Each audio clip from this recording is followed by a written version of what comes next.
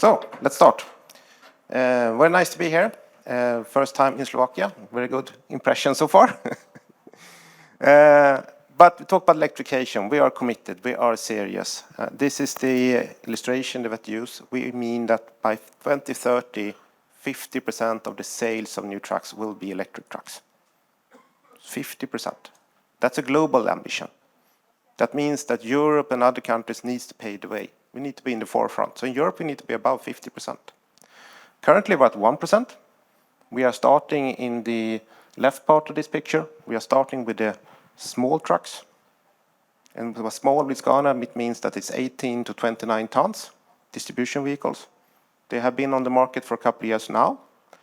What we are doing as we speak, we're starting the production of the regional BEV, meaning now we can transport up to 64 tons and longer distances. And we'll talk more about that later on. But we will, over time, introduce more and more complex variants of the truck in order to fulfill all applications in the global portfolio. And this is driven by sustainability, as we said. We need to save the planet, we need to save the climate. But also it's driven by profitability. It will be profitable for some of you already today to drive electric. And for the rest of you, it will follow due time. But if you go into sustainability then, Scania is committed to the science-based target, meaning that we have a scientific way of measuring and calculating our impact to the climate and CO2. Meaning that we include everything from the raw materials extractions, producing the trucks, operating the trucks during the life cycle, and scrapping, recycling them after the life length. So everything is included in a scientific way. And if you apply that on a comparison with diesel trucks to the left and battery electric trucks to the right in your perspective, we see that electric trucks is the most energy efficient way to operate, meaning that we can save 86% CO2 during a life cycle of a truck. So this is the way we can save the climate and the planet. And of course, in the middle you see what we'll get if we have the current electricity mix in the European Union. So then we save a little less, but then we are prepared, because we also need to build more wind power, solar power, etc. in the European Union and around the world to get to the 86%. You can also see that the usage part of this goes from 93% for the diesel case to only 8% in the fully electric version, because other parts will grow in importance. And also you can see then that the production part increases, and that's the reason why Scania is investing in Northvolt, because they are the most sustainable producer of battery cells that exist on the world. To really do our part there as well. So, the regional BEV then, that is something that we have launched last summer at the AA, and now we have started the production. So what does it bring? Well, it is a tractor, 4x2 tractor, axle distance 4150. It comes as a rigid, a 6x2 star 4, with two different axle distances. It has the biggest cabins, the R and S cab. It has an electric machine of 400 continuous powers, kilowatts, or up to 450 continuous powers. It also has electrical interface and PTOs, power takeoff. It has 624 kilowatt hours of battery capacity installed. That means that we have around 3 tons of batteries on that truck. And of that we can utilize 468. And that is in order to guarantee you life length and sustainability for that battery. So we have a lot of software and integrated parts in order to keep the batteries durable for the contract of this for the customer, up to 8 years. This will give us a range of 350 kilometers if we are talking a 40-ton application, and of course longer if we are lighter and less if we are heavier. It can be charged by the CCS2 standard interface. It will be able to recharge in 375 kilowatts or 500 amps direct current, meaning we are around 90 minutes from empty to fully charged with this battery configuration. And as I said, we can transport 64 tons. And up ahead, we will continue, as I said, to do more and more complicated applications. So right now we have the urban deliverables, and those vehicles are in production. Now we are starting this first step here, repetitive flows from 350 kilometers and upwards. Next year we will increase the number of applications that we can serve electric, meaning we will have more axle configurations, more cabins, and other powertrain options. And then we will continue. For 2025, we will do even more complicated variants and longer range. And over time, we will also do the special applications like mining trucks, timber trucks, fire and rescue, etc.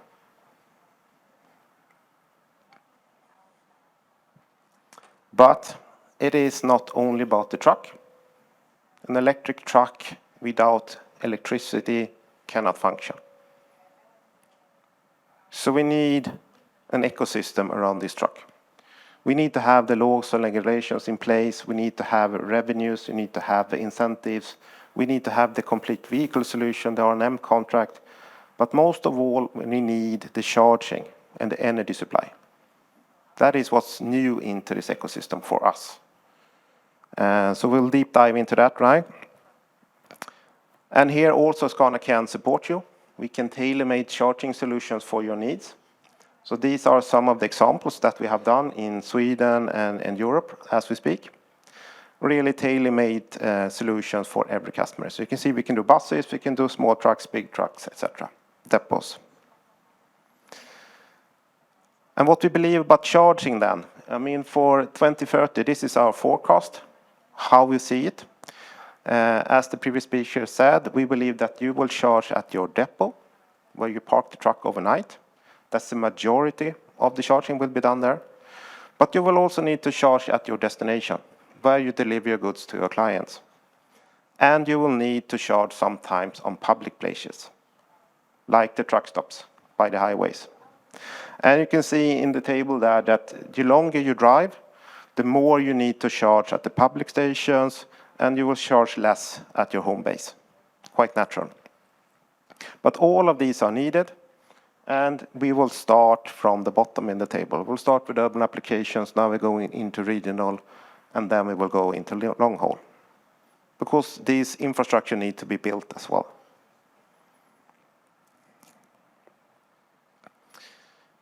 So, from Scania we can help you with the hardware. We can provide you with variants of chargers, everything from small portable chargers to big cabinets installed at your facilities. But we also know that the software and the control charging management that we say is also important here. So here we also have different packages, performance steps, where you can do everything from just monitoring, observing, to controlling, charging when the electricity is the cheapest, perhaps during night or a certain period of the day.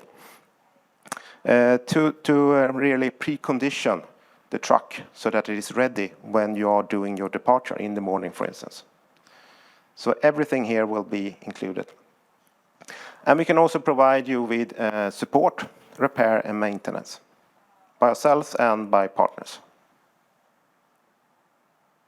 So going back to the public charging then, we see that by 2030 we will need almost 16,000 charging points with high capacity charging throughout Europe.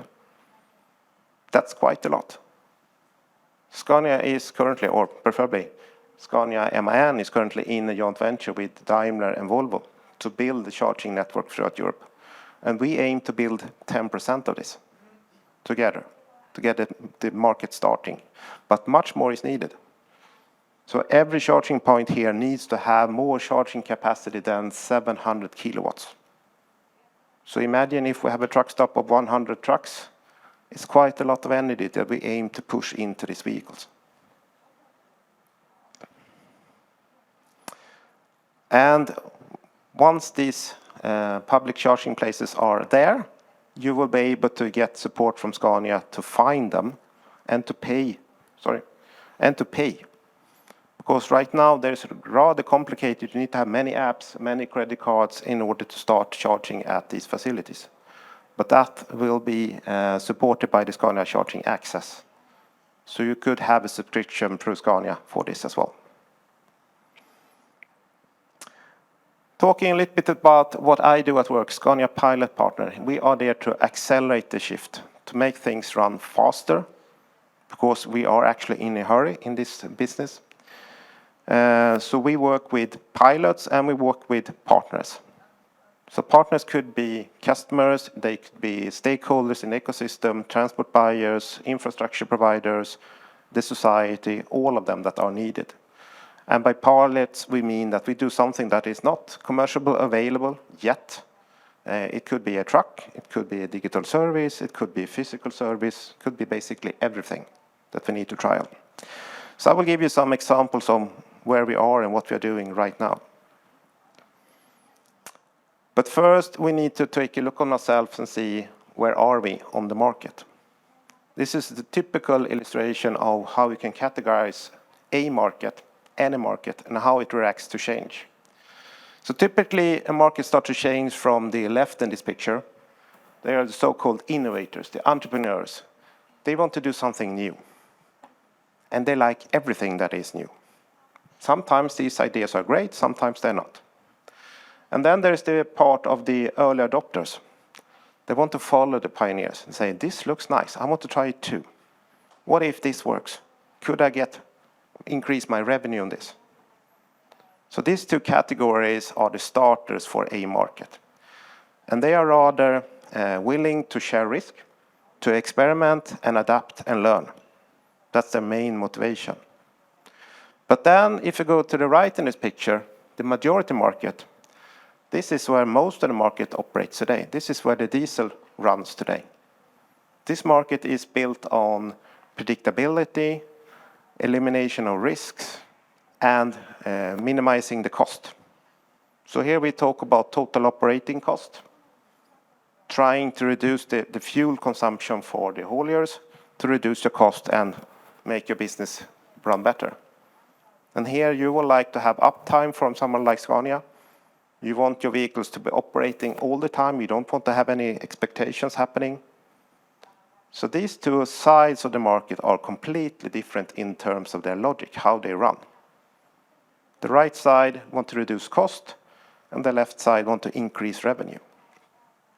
And that is why we have illustrated there is something in between them. There is something called the chasm, meaning that everything that starts on the left side will not make it to the right side. Some things do. All of you have a smartphone in your pocket, I guess. That thing did fly. We have seen other things that didn't fly over the time. So Pilot Part is really addressing the left part of this picture. And as we speak, for 2 years now, we have these heavy BEV pilots in operation. These trucks are in Sweden, they are in Norway, and one is in Germany. All of them are operating around 64 to 74 tons, fully electric, and have been doing so for 2 years. A couple of years ago, or even longer, we didn't think that this was possible. Now we have proven that it is possible. So these trucks have the powertrain that we start to industrialize now for all customers. But these customers and these pilots have had it for 2 years. So here you can, for instance, see SCA. That was the first electric timber truck in the world. You can see Boliden, LKAB. They are both mining companies in Sweden, transporting heavy ore. In the Boliden case, they are transporting gold ore from the mine to the processing facility. And all these customers and vehicles have that in common, that they don't drive long. These are repetitive flows. They are around 30 to 40 kilometers one way. So they go to that destination, they pick up goods, they go back. They drop off the goods. And they can do 1 or 2 or 3 routes between the charging points. This means that they need to have time for charging in their schedule. So it has been a real tricky to get these things flying. Not really from a technical point of view, but from an ecosystem point of view. We needed to find places in the world where there was something to be transported back and forth. we need to have a location where there's enough capacity in the grid to do the charging, and we need to have a transport planning that is flexible, allowing downtime for charging. But we managed together. And also one reflection you could do is that all these companies are transport buyers. It was the transport buyers that started this movement. They will continue to push for it. So they have the financial muscles and the power to start this transformation. And of course, there are transport operators operating for all of them.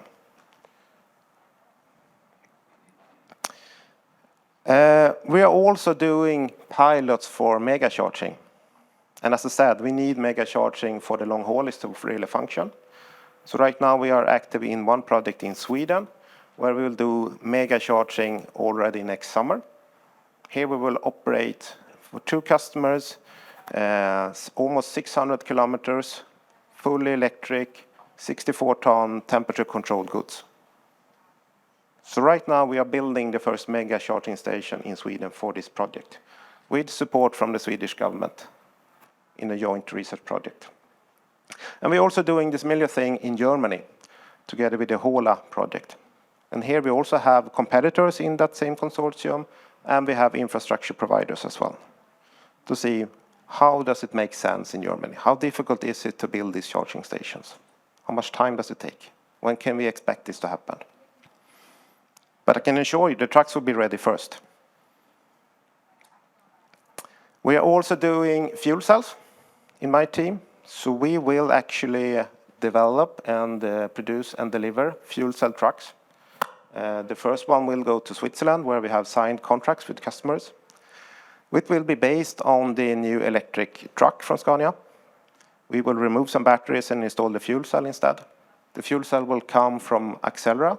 That is a subdivision of Cummins that have our partners here.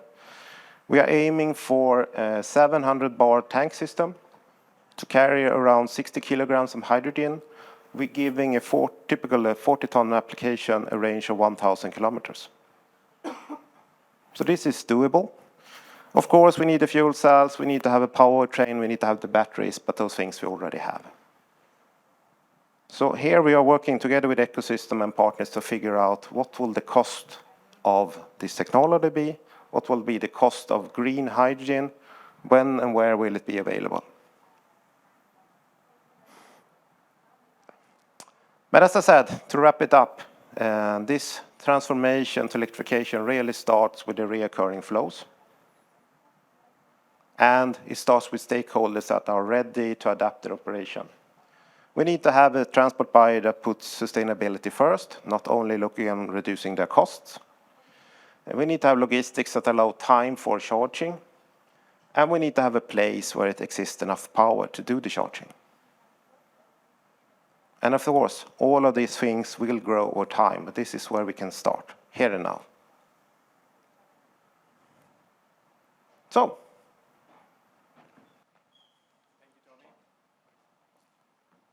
Thank you, Tony. Yeah, we'll take the seat here, please.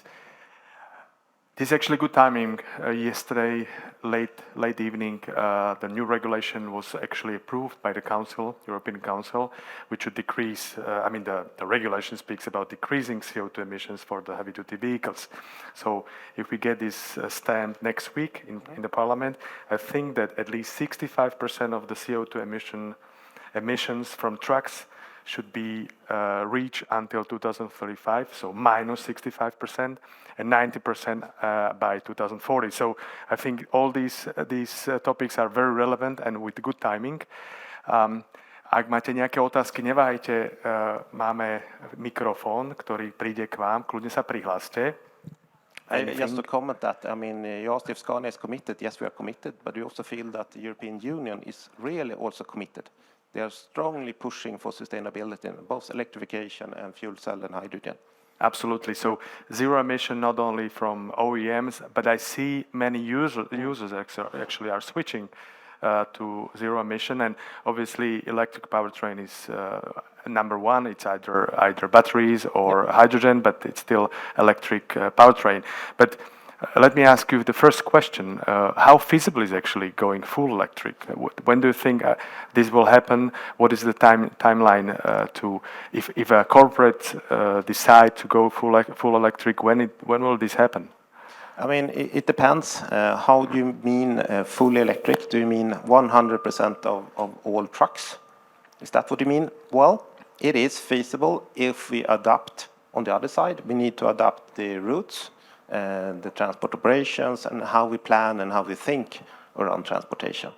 Because if we don't adapt, then it will take time to do all the trucks that we can do today, and they have all the flexibility that we're used to with diesel. If we want that, it will take time. All right, so it will take time, at least 2040, that will be the milestone, 90% lower emissions. If you have anybody questions from the audience, I will gladly take it. But before there's an interest, Michal is ready for you with the microphone. But if we talk about full electric, and you actually started with this already, what are the most critical steps to like the support or promotion of going full electric? What are the critical aspects which would actually move us closer to zero emission? Yeah, we were into that, but I mean the main thing right now is the infrastructure. We need to have the chargers in place, and they need to be powered by green electricity. So many countries, including Sweden, need to reinforce the grid capacity and the production capacity of electricity. So that's one of the main things, but we also need to make it sustainable and viable from a commercial point of view for the transport operators, meaning that we need to have the push from the society and the transport buyers to really make it happen. And that could be changing the MOUT system or paying extra for green transports, etc. Trust me, we are doing our best in SEVA to make it happen and to create the environment to be pleasant for introduction of the zero emission. I see the first question from Richard. Hello, Richard Dubner from Chesapeake Leasing. I'm not an expert on trucks, but I kind of see general perceptions that electric trucks, they are like 3 times more expensive than the usual truck, and 3 times less anxiety than the usual truck. I don't know if this really works out, this math. We see in electric cars, in usual cars what we could drive, that the parity between the electric cars and the IC cars is expected somewhere to 2025. What are your expectations for the parity of the trucks? I was quite impressed by your assumption that in 2030 there should be 50% of the new trucks to be sold in fully electrics. I think this is quite ambitious. So I'm really wondering where there will be a parity. Thank you very much. And Tony, maybe I will just jump into it because Richard is representing the major leasing company here, and actually also is the president of the leasing association. So a very important guys to talk to when we speak about financing of the solution. Yeah. And of course, TCO parity will be different depending on where you're on the globe, what kind of transport you're doing, what kind of relation you have with the transport buyers, what kind of electricity prices or diesel prices do you have today. But I mean, the curve that I started with showing you is our estimation of TCO parity. By 2030, 50% of the market will have TCO parity. And of course, it looks different on different parts of the globe, but Quite quick. It's quite quick. I've been in this topic in e-mobility since 2011. We founded SEVA in 2012, and I was astonished. Went to Oslo last year. I was astonished by the scale of development of the trucks. I didn't know that they are actually with the range of over 300 kilometers. And as I saw, you've got already a pipeline with over 500, right? Yes. Next 2 years, right? 2025.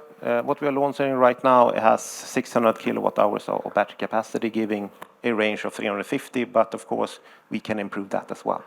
And here I will actually go to, because you will bridge this topic.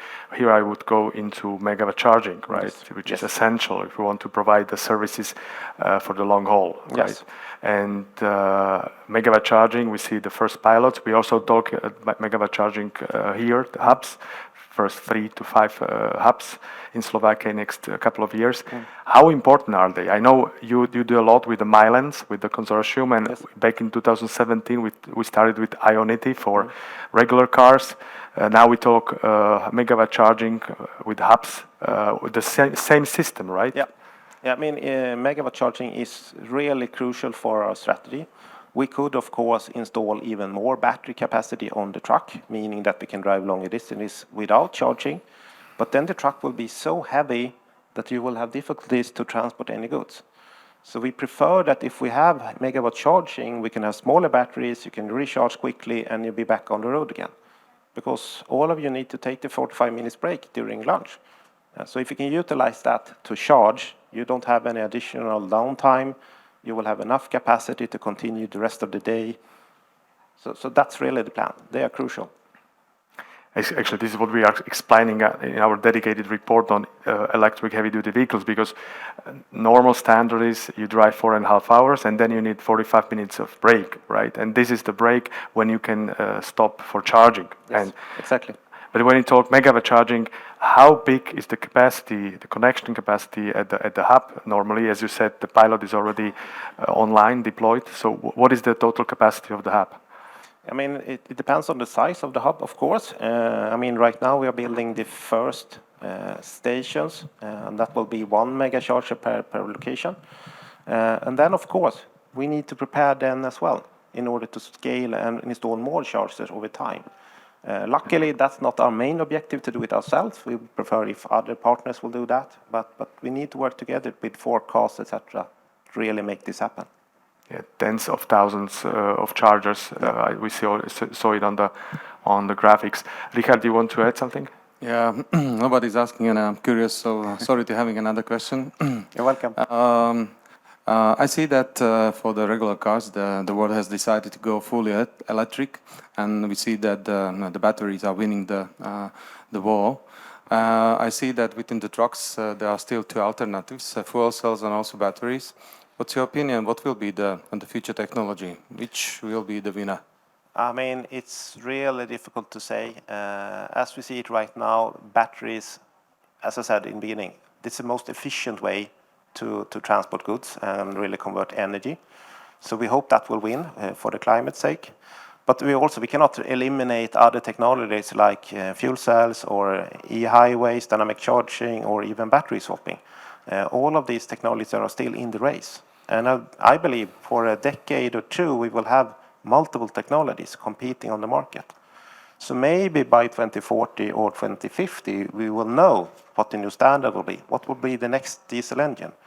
But right now, it's really impossible to say. It will be definitely electric powertrain, whatever comes from, the energy comes from. Yeah. We have the last question here. Dobrý deň. Chcel by som vás spýtať, aká je koncepcia na rozvoj pre elektromobilitu pre pracovné stroje v teréne, kde vlastne sme mimo nejaké nabíjacie infraštruktúry. Okay, I assume you don't have the headset for translation, so I'll try to translate. What is the strategy and the approach to decarbonize the work machines? So the heavy duty for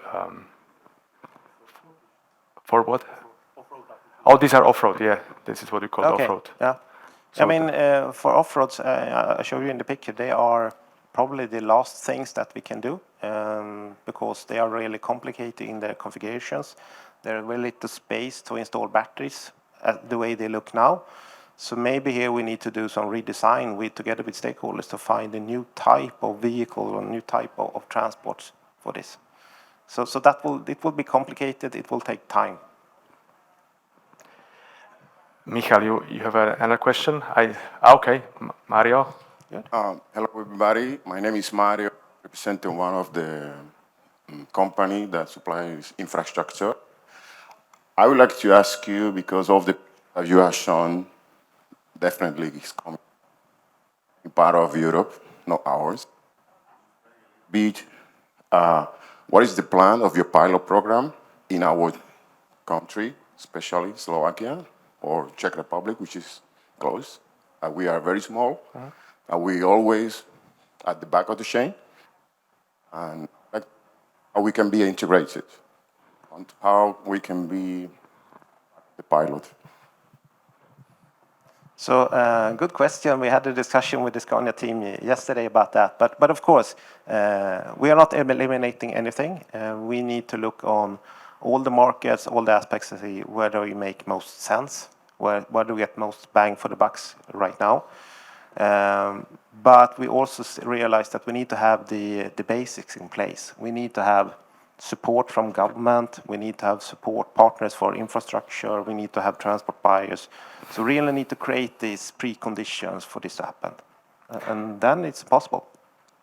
Tony, as I said, we will do our best. We already opened the pipeline and discussion to use recovery package money, which is the local subsidies, to allocate it for the heavy-duty transport.